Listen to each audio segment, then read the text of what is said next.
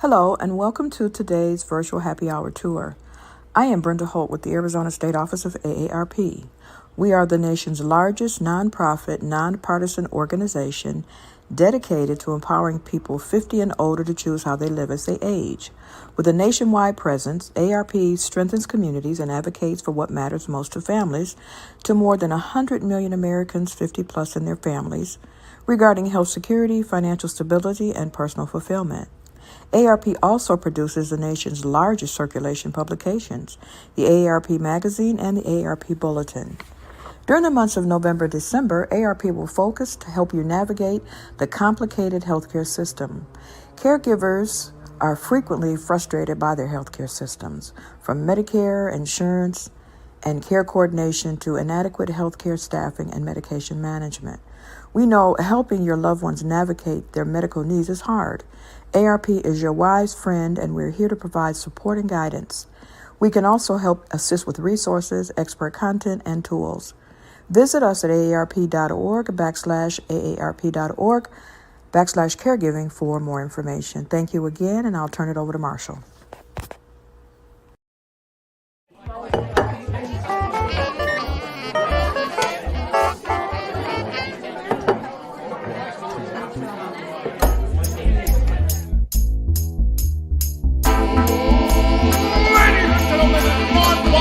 Folks, welcome to the show. Get ready to meet your host for the night, Arizona's very own hip historian himself, Marshall Shore. Hello and good evening. I want to welcome you all to Arizona History Happy Hour. Oh my gosh, on this Thursday night. Now, we are pre-recording because Festivus is starting tonight. And so that also explains our special guest, but more on that in just a few minutes. All right. So, I want to welcome you all. And I know some of you are watching through a variety of methods via Facebook, YouTube, Twitch. You can watch old episodes on YouTube under Hip Historian. And so go take a look and let me know what you think. Now, today is December 14th.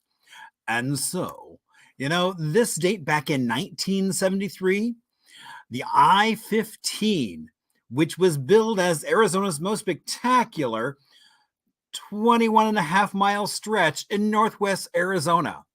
There was a 3-mile stretch that goes between the Virgin River Canyon and was said to cost $100 an inch. Now, not something I know they'd be probably proud of today, but now it's that highway cuts through to expose sheer walls, and every turn offers a completely different view in those pink, beige, and purple hues that Arizona has become synonymous with. Now, it is also National Monkey Day. On this date where we get a chance to say, hey, monkeys, you might look a little different than us, but, we still have that common ancestor, the chimpanzee. And so, get your vocal cords ready so you can give a nice monkey yell to help celebrate. And, you could even go to zoo lights where you can see zoo lights and monkeys in the same location. All right. Now, it is also More Good today. And so this is a day that really wants people to focus on the positive things in the world. This holiday is the perfect opportunity for folks to make a difference in someone's life, whether it's a small act of kindness from a smile to just a nod saying hello to a complete stranger. Just that small act of kindness can change someone's day. Now, it is also the Halcyon Days. Now, this date really is December and dates back to ancient Greece. It was that time period of calmness in the winter months when storms wouldn't occur. And so it now kind of means that warm nostalgia of a time, of a simpler time. So, just this premise of these days makes us love December and all those memories that it brings. Why, what can you expect from tonight? Well, we've got some trivia coming up, a little bit of Arizona music history just right for the holidays, as well as Little Arizona. And of course, there's a beverage and a special guest. But before that, my name is Marshall Shore, and I'm also known as the Hip Historian, and I am your guide host this evening for Arizona History Happy Hour. And so, that means I get to play a lot with Arizona history.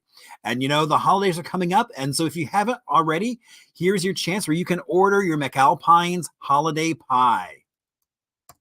They're super tasty. We're getting ready right after the first of the new year. I know we've been having lots of meetings on this, rehearsals, and all kinds of fun stuff coming up for the Orpheum's birthday party, where it's celebrating 95 years. And we are doing that with Arizona Unzipped, where you can come and watch us do an educational burlesque show. You can find tickets at AZ Unzipped or the Orpheum website themselves. All right. Also, I want to give a huge shout out to my friend Brad Zinn, who was a prior guest who just received the International Brotherhood of Magicians Rings 55, their highest honor. He received the Lifetime Achievement Award. Brad has been around the valley and has been helping preserve magic history right here in Arizona. Thank you, Brad, and congratulations. And as we get ready for Festivus, which opens tonight and is running till 10 o'clock, so there's still time. Even if you're watching this show, you could still make Festivus tonight or even tomorrow. So, I always do a new shirt, and I think actually we have a couple shirts that have been seen before, one for Bikini Lounge, but I'm so excited also to launch this What Would Nikolai Do? Now, the thing I love is about all my new shirts, they all have a QR code on the very back that takes you to a video of the story, of the image. And if you don't know Nikolai's story, it's pretty amazing. So come check it out.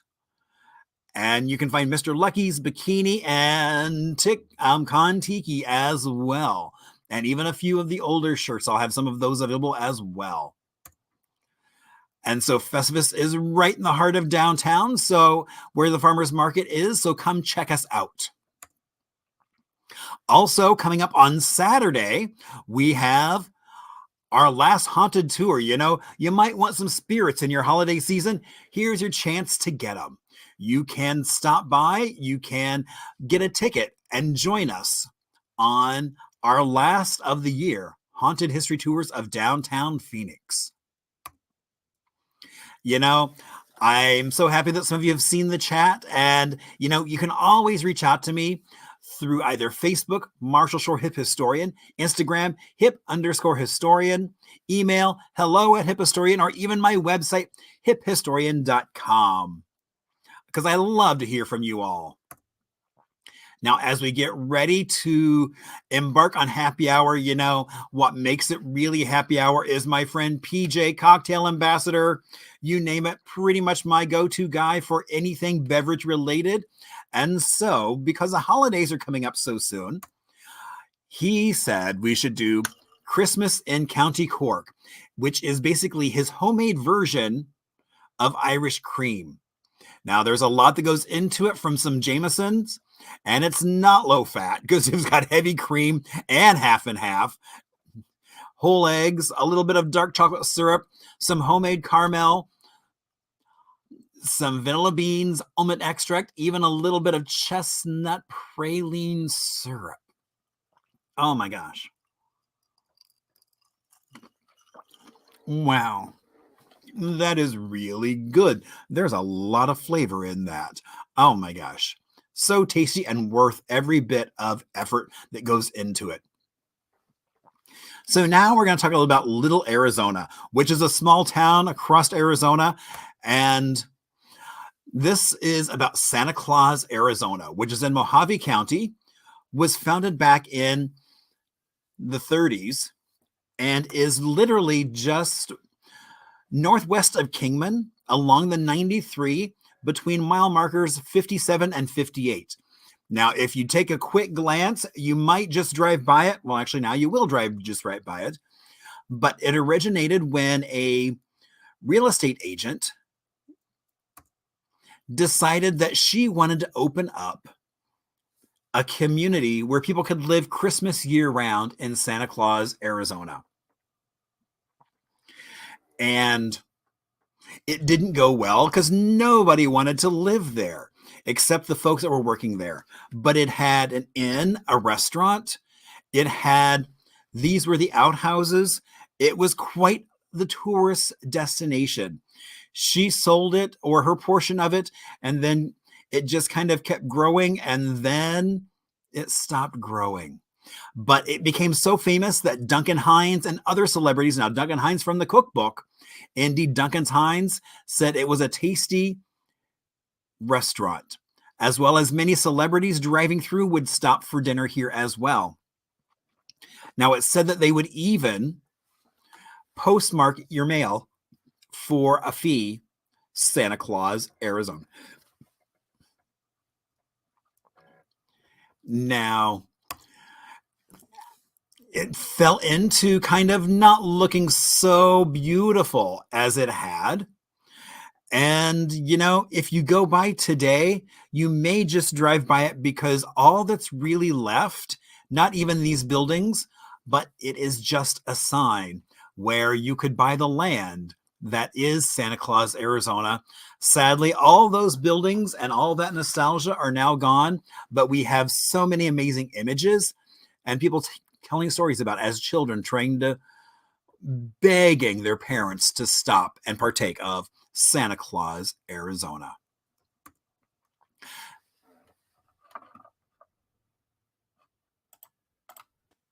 All right. And now is the point in the show where you get to hear from someone other than just myself. So I'm going to bring on my good friend Brooks, who I think may be playing somebody else. Oh, I see by that humbug. Oh, my gosh. I don't know what you're talking about. Indeed. So, Hipster Santa, hello. Yo, Marshall. Good to hear from you, my friend. Oh my gosh. Are you getting ready for this week's festivities? I most certainly am. I'm up here at the pole, wrapping things up. Got everybody's EV vehicles all ready to be shipped. We had to add a different trailer to the sleigh this year because all those damn EV vehicles everybody wanted. But Indeed. And those Tesla trucks just take up so much more space. No Tesla trucks. All right. Well, Hipster Santa, so thank you so much for joining us here on Arizona History Happy Hour. Now we are getting ready to do a little bit of trivia about kind of some downtown love and all the stuff that's going to be going on this week in downtown. So now with our trivia, you know, you can keep track of it in the chat session. People keep track of it in a special notebook. Whatever makes you happy, you do just that. Because what's going to happen is we're going to come back and talk about those questions and the answers. And there may be a story or two involved as well. All right. So let's get on with our first question. Number 1, what area of Phoenix was the origin of First Friday? Was it Arcadia, B, Grand Avenue, C, Roosevelt Row, or D, South Phoenix? Which one of those do you think was the starting place of First Friday? All right. While you mark that down, we are going to jump on to question number 2. A 1917 auto garage became what local music venue? A, Last Exit, B, Crescent Ballroom, C, Valley Bar, or D, Van Buren? Which one of those do you think started off as an auto garage? All right. Question 3. Valley Bar has a shadow mobile, and what story does it tell? A, the MGM Lion crashing in northern Arizona, B, how Carrero Castle became known as Tovray, C, the trunk murderess Winnie Ruth Judd, or D, Jacob Waltz, the Lot's Dutchman. Now, that amazing Shadowmobile down at Valley Bar tells a story, and which one of those do you think it does? All right, question 4. What Valley Golf Course opened back in 1935 and has views of downtown Phoenix? Is it A, Phoenix Country Club, B, Encanto Golf Course, C, Arizona Biltmore Golf Club, or D, Orange Tree Golf Resort?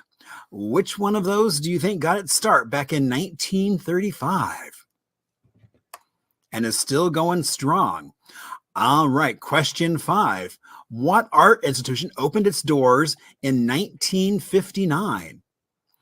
A, the Phoenix Art Museum, B, Shemer Art Center, C, West Valley Art Center, or D, Scottsdale Museum of Contemporary Art? It's one of those. Pick one, and we're moving on to question 6. All right. Where has every astronaut that walked on the moon trained?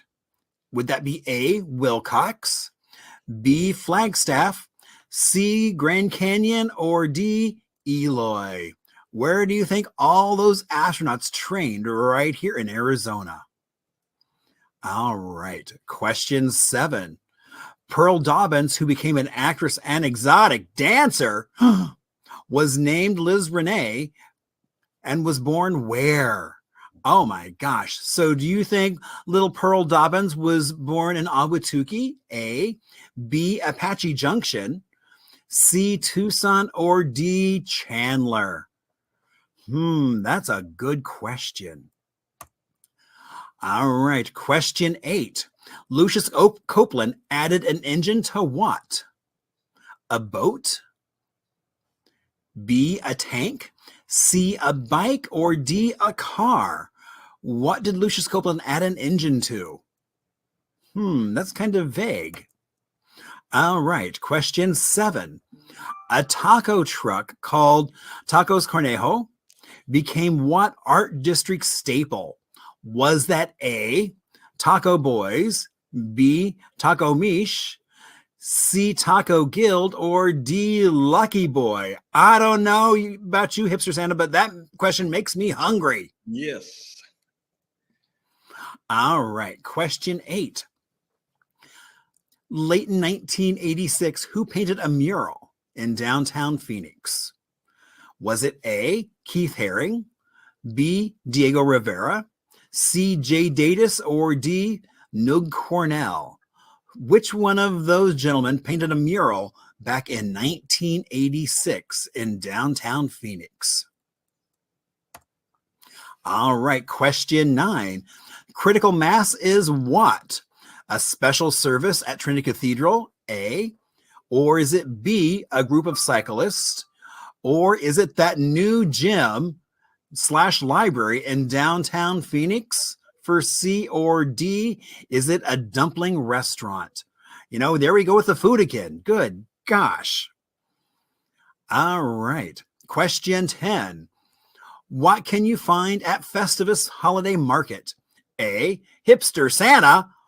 Oh, well, we must know the answer already right there. All right. B, Freddy the Yeti. C, 150 vendors. D, craft brew. All right. Well, everybody is locking in their final answers. We are going to take a little bit of an Arizona music break and talk about one of the most popular holiday songs, White Christmas. Everyone knows that Bing Crosby version, but did you know it is said the Arizona Biltmore is where Irving Berlin was sitting, thinking about this song, actually at the Catalina Pool, which is still around today. And that's where he came up with the lyrics for White Christmas. There's a little known portion of the song that Bing didn't sing about how the sun is shining, the grass is green, and the orange and palm trees sway. Now, it does say Beverly Hills, LA a lot of people assume that that's because he was there, but it's because it fit into what he was saying, kind of like in Route 66. Don't forget Winona, that's there because they needed to use that term, or even standing on the corner in Winslow. That wasn't where they were actually on the corner, but it sounds good. All right. So there you go. One of the most popular holiday songs has a connection right here to Arizona. Oh, and you can actually go see it on stage through Arizona Broadway Theater, which I think is kind of cool. So get your tickets now, but not this week. You can go see it next week. You're going to be busy doing some other things. All right. So Hipster Santa, are you ready to help us figure out some of these answers? I think so. I got a lock on most of those. All right. Very good. Oh, all right. So question 1, what area of Phoenix was the origin of First Friday? C, Roosevelt Row. So Hipster Santa, have you ever been to Roosevelt Row? I most certainly have. I spent a lot of time in Phoenix when I'm done making the toys, and I've got Santa all wrapped up in bed for the next 6 months. Nice. So what is your favorite thing about a First Friday? The crowds.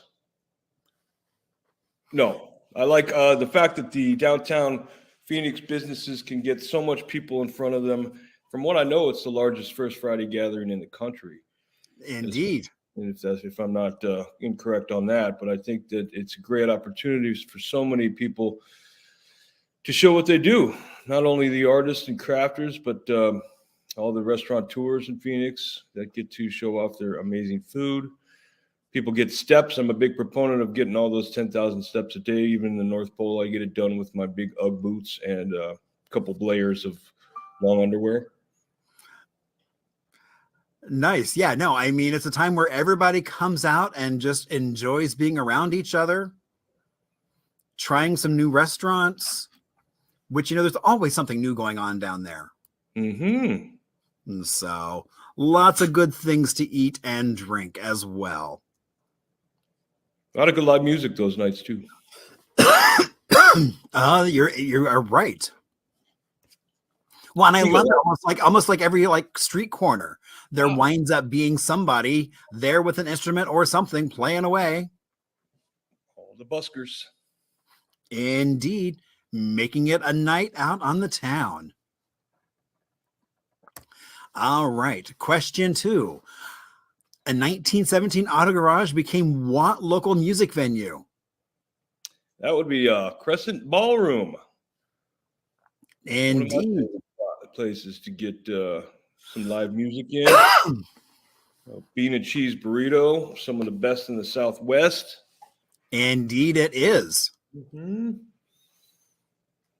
I mean, I've seen, and I love that they bring in such a variety of different acts. Most certainly. They'll have flamenco in the lounge area. They'll have some DJs and whatnot out there on the patio nowadays. And some great stuff on the inside. I knew a friend of mine, you mentioned Brooks, he's not here right now, but he used to have a talk show that he did in there. I believe, Marshall, you were a guest on that show one time, weren't you? Indeed. I think Brooks had a show there. That's right. Yeah, so very cool. Yes, sir. Yeah, I mean, and I love and also in that lobby, even when they're not doing shows, they do such a variety, like you mentioned, flamenco going on. I know they had Johnny D will sit there and spin records that have local history and then tell the story about those songs and musicians that he's playing, which is really cool. Trivia isn't really fun in there too. Indeed. We actually started, it's years ago, we did bingo in there as well, which was a lot of fun. Yep. All right. Question 3. Valley Bar has a Shadow Mobile, and what story does it tell? The story of Winnie Ruth Judd. The trunk murderess. Indeed.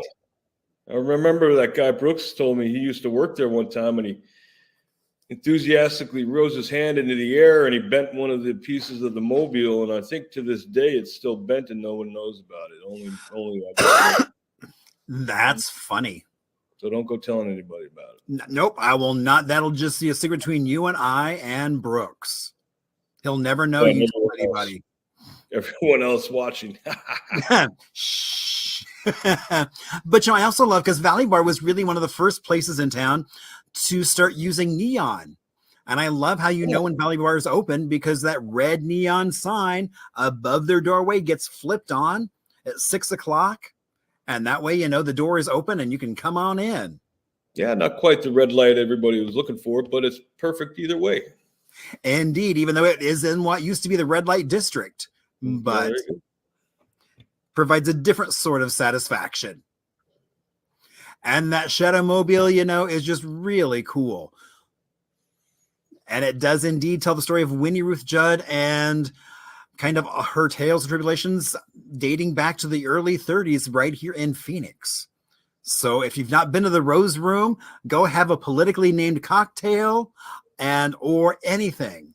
And it's a great little bar to go hang out in. And we always need more basement bars. Shuffleboard. Oh, indeed. Oh, I forgot all about all the games on the other side. Shuffleboard, skee ball, pool. No, and there's one pinball. Yep, they got pinball, and they got all kinds of board games you can play too. Yep, indeed. All kinds of fun can be had at Valley Bar. Amen. All right. Question 4. What Valley Golf Course opened back in 1935 and has views of the downtown Phoenix skyline? Encanto Golf Course. Wow, I didn't realize it was that old. Yeah, makes sense. That kind of heyday of traditionally U.S. Open style tree line golf courses. As many trees as you can find in Phoenix, I guess. Have you ever played golf there? Oh, most certainly. Whenever I come down, I hook up with my boys like J.B. Schneider and a couple other of the local artists, and we go hack around, tear up a bunch of dirt in our cutoff jeans and flip-flops. It's really nice and relaxing. What's really cool is they also have a little 9-hole executive course. Well, they most certainly do, and that's a really nice one to go catch at the end of the day. Very cheap and very easy. Indeed. That's the only golf course I've ever played on, is that one. Nice. So, yeah. I mean, I think it's such a beautiful space. I mean, you got Encanto Park right there as well. And then just a little further south of that, you can go play some golf. And there's almost always somebody out there playing golf. I'm always amazed whenever I drive by. Well, I'll come down there in the summer, too. We'll be playing at about 108 degrees with no worries in the world. And a beer in hand. Amen. Seltzer for me, please. Thank you. Oh, seltzer. Okay. Hard seltzer. Not saying that, All right. Question 5. What art institution opened its doors back in 1995? That's the Phoenix Art Museum, or as the locals like to call her, Pam.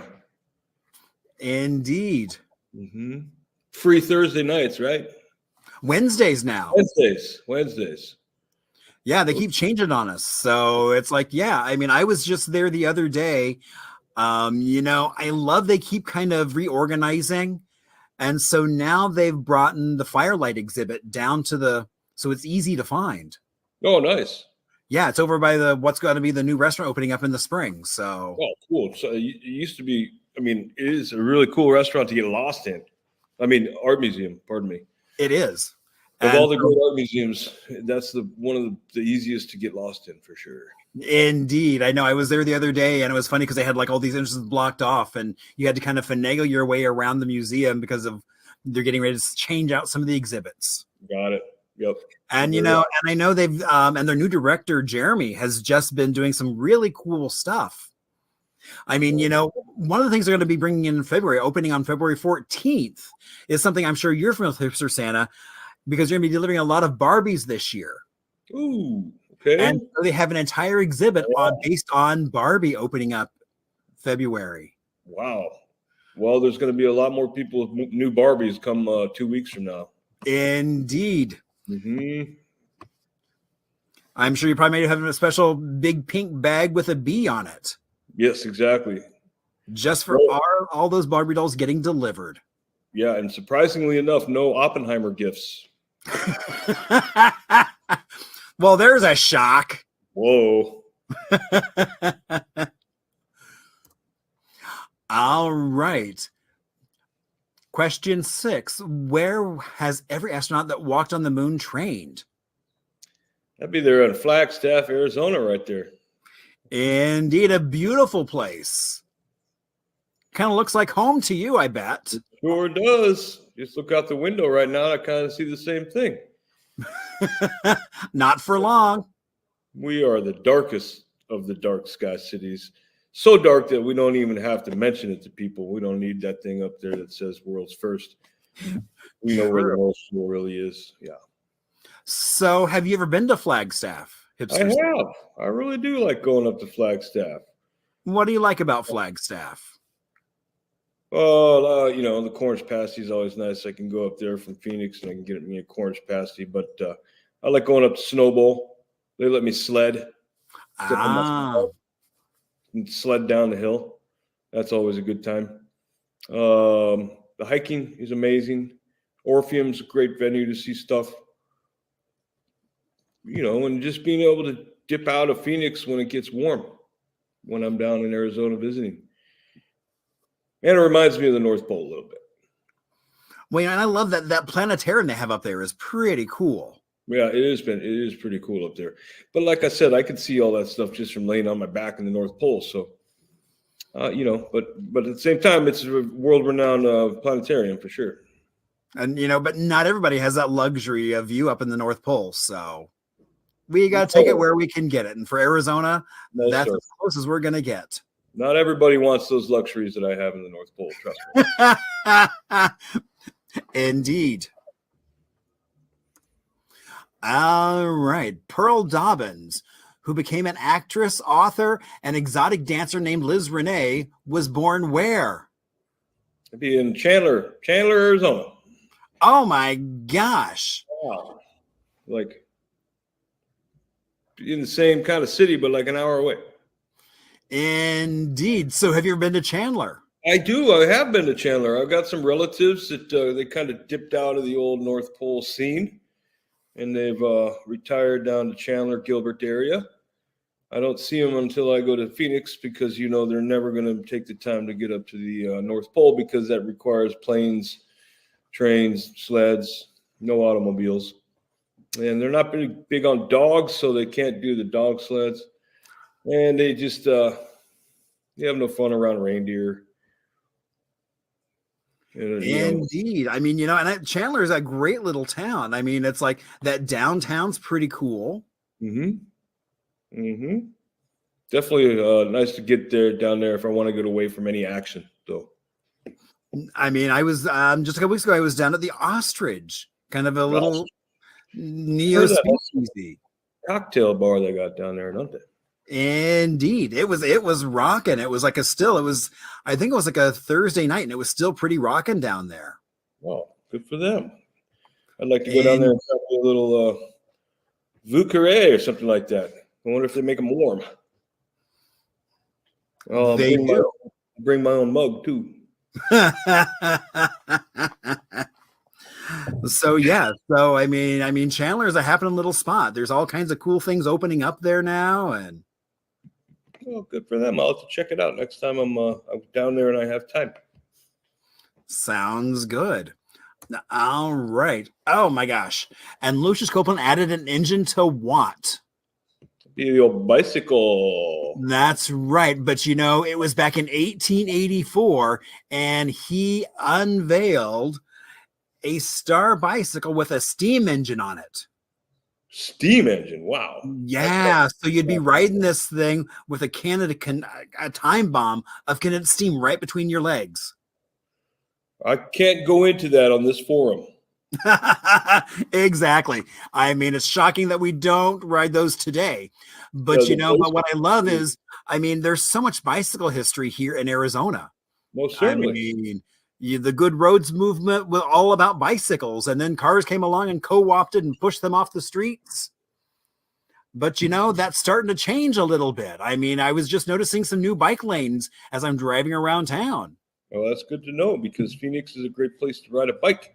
You don't need any gears or anything. The only hill I ever rid up was, I looked up South Mountain one time. I didn't ride my bike up there. I'm not about to do that, but Otherwise, I can get from South Mountain all the way up to Phoestivus Peak in one gear. Right, because The bottom of each of those things. I'm not going right up either of them, but I can look at them and enjoy the views from the bottom. Indeed. Oh, and I think I've mixed my orders up there because I'm like, oh, wait a minute. Now we're talking about a taco truck. Number 7. All right. So a taco truck called Tacos Cornejo became what art district staple? That'd be Taco Boys. Are you looking forward to a visit to Taco Boys? I so am. I can't wait to go in there and not hear myself think over the Tejano. Enjoy a great carne asada burrito. It's always one of my favorite stops when I'm riding my bike through downtown Phoenix. Or just steps away from light rail? Yeah, exactly. Right down the road. Pop it on up to Central Phoenix. Stop in the dispensary. Look around and not buy anything. So what is your favorite thing, Hipster Santa, to get at Taco Boys? Just the burritos are out of this world. Carne asada burrito straight up. So just the classic. Yeah, I don't need to go too far for it. Lengua every once in a while when I'm feeling a little crazy, but they just chop up that. They're just always chopping up that carne on the flat top, and it just draws me right in. And I'm sure the smell when you walk in the door is pretty good. Yep, and then I'll grab some radish from their little a la carte section. Oh yeah. Take it back to the pole, feed it to the reindeer. They love radish. Well, there's a little bit of heat in it, so I'm sure they do enjoy that. Mm-hmm. Yep, warms them right up. All right. And question 8, in the late 1986, who painted a mural in downtown Phoenix? Mr. NYC himself, Keith Haring. And, and a handful of artists that are still around became friends with him on that visit. Yeah, he does have a little bit of traction in Scottsdale. I do know that, matter of fact. Mm-hmm. Indeed. And as far as we know, there are only 5 remaining panels of this. This mural was about 124 foot long by about 12 foot high. It was right off of Central. Okay. Just south of the Renaissance Hotel. All right. So even though we don't have any pictures of it left, I think it left such a lasting, as you walk around Roosevelt now, there's lots of murals all over. 16th Street, Roosevelt, pretty much wherever you go, there's lots of murals. Yeah, my favorite's the alley behind the Churchill down there. It's got some amazing, amazing artwork. Some of those alleys you've got to go down and just see.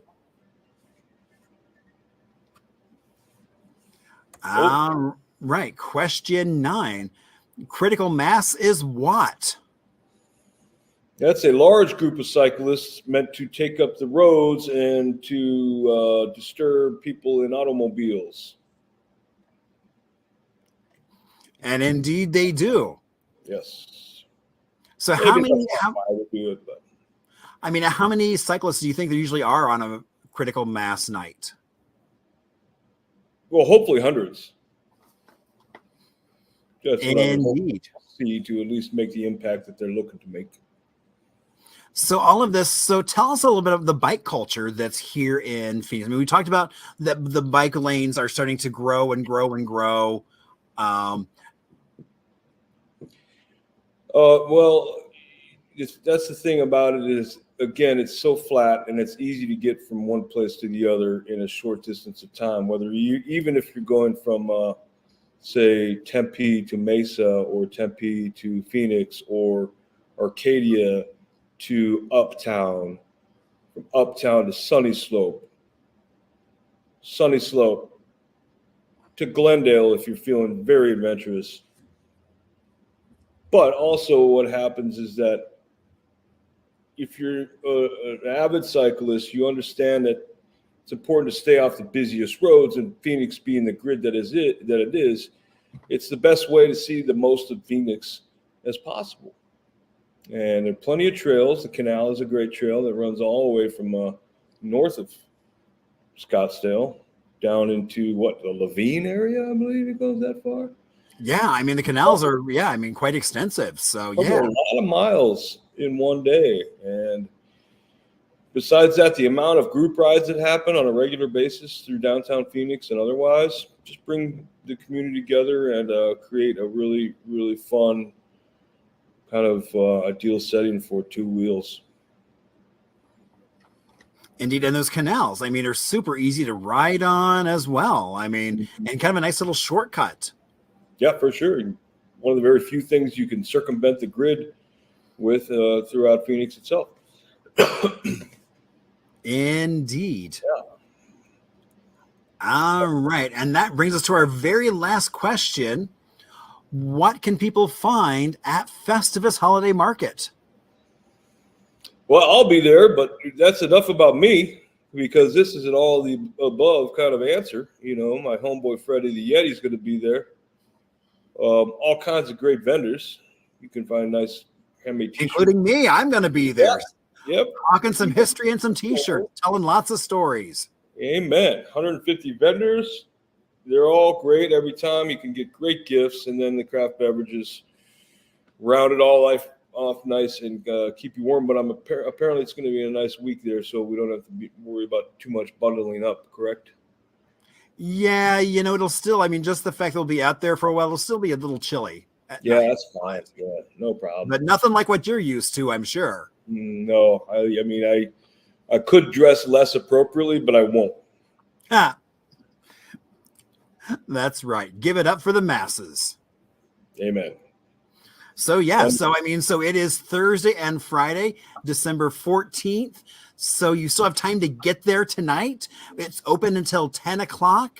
And then tomorrow on Friday, the 15th, it is from 5 to 10 as well.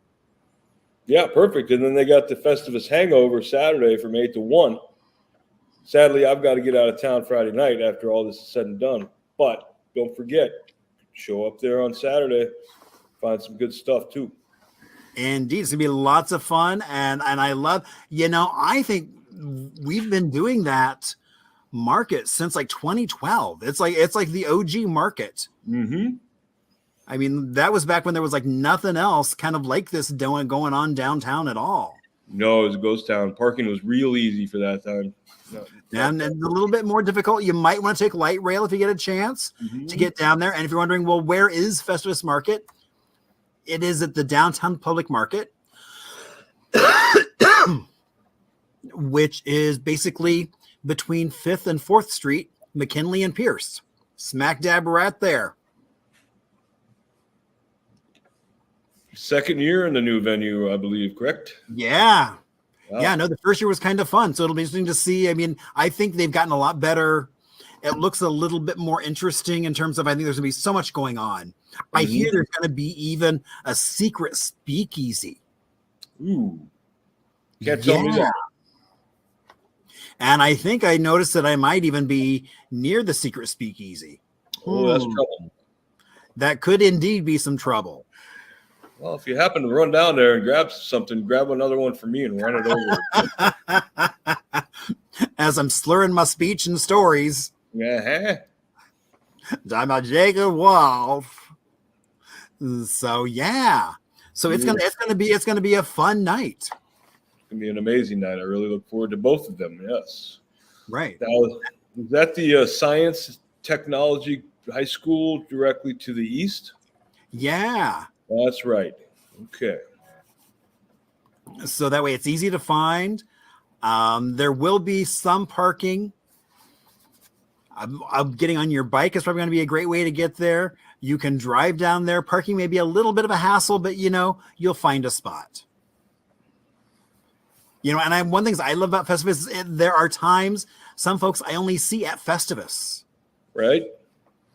Yeah. I get to see some of the children that I've been hosting for the last 8 years.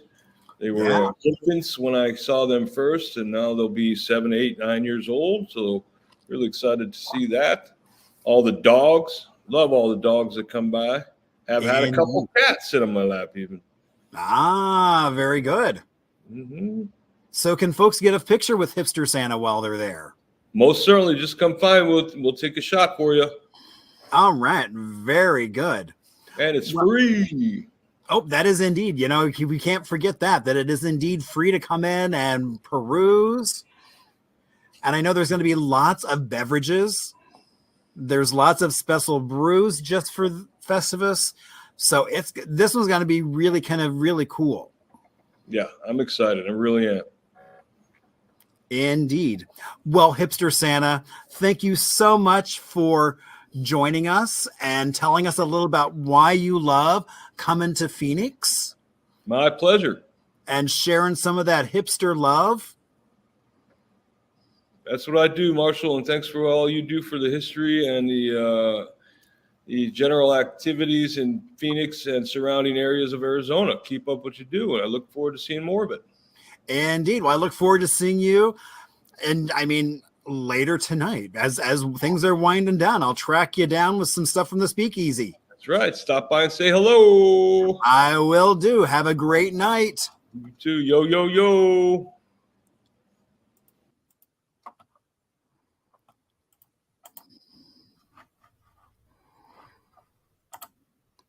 Oh my gosh. You know, I want to say thank you to Hipster Santa for sharing some of that love. And so as we get ready for the holidays, I thought, you know, from the vault, one of my favorite places to go look at Christmas lights is actually the Mormon Temple, which is in Mesa. They do lights up and up and up and lots of them. Now, you know, another mark that Mesa has put on history is back in 1932. During the Depression, people were trying to figure out how to get folks there shopping. And so John McPhee, who was also the editor of the Mesa Tribune, had this great idea. Now, you know, airplanes were a newfangled thing. And so he was like, you know, what if we had Santa fly in on an airplane, parachute down, and then people could come hang out with Santa after he had jumped out of an airplane? So everyone was all excited. There was all this promotion. There were so many people there to see Santa jump out of an airplane. All things seemed to be going really well. That is until McPhee went to go find the gentleman they had hired to jump from the plane. And they did locate him, but it was in a bar. And he was a little too inebriated to put on a Santa suit and jump from a plane. So John was like, well, how do we salvage this event? So he was near a department store. So they went in and got a mannequin. And so they got that mannequin and decided that they would put a Santa suit on it, put it in the plane, and the plane took off. And at one point, they take Santa, or the mannequin in the Santa suit, push him out the window, and oh my gosh, and Santa started free falling. Now, because there was no one there to pull the ripcord and release the parachute, Santa just kept falling faster and faster and faster until suddenly, to the audience that was there, that had gathered to see this momentous occasion of Santa jumping from an airplane, they saw Santa make impact with the earth, a dust cloud, and they all turn and run in horror because, oh my gosh, Santa has crash landed, not to his health, I am sure. And so as they are all running away, McPhee thought of everything. He suddenly jumped up in a Santa suit and said, hey, everything is good. But it was not, because all those families still running away, probably heading right towards therapy. And so that's what they did. And so that is how Mesa, or John McPhee, killed Santa. Now, he did leave town for a few days after that, hoping the whole story would blow over. But it did not. It stuck with him. And you people still love to tell that story around the holidays about how Mesa or John McPhee killed Santa. And to all a good night. So now you'll see why I say, if you're watching on Facebook, click on that share button, because we always have a good time with Arizona history. Now, coming up next week is Jenny Culler. And oh my gosh, that's going to be a great one, as we're talking about fashion, women's entrepreneurship, and, that's going to be a lot of fun. So that is something you definitely don't want to miss out on. It's going to be a super special episode. And so please let me know if you have any questions, suggestions for upcoming guests. It's all good. I love to hear from you all. I always love to give a shout out to Cole and Chris, as well as PJ, for always keeping me in the know and sometimes home making me a beverage. Well worth the time and effort. All right. Well, as we say goodnight, I'm going to show you a clip we did for one of the local news stations talking about, I figure right now during the holiday season, lots of folks are out driving around, maybe through neighborhoods you're not necessarily used to as you're going to visit family.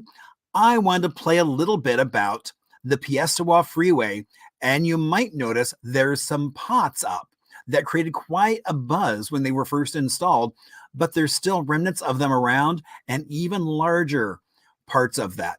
All right, everyone, I will see you all next Thursday. Thank you so much, and hopefully I will see you at Festivus either tonight or tomorrow. Have a good night, everybody.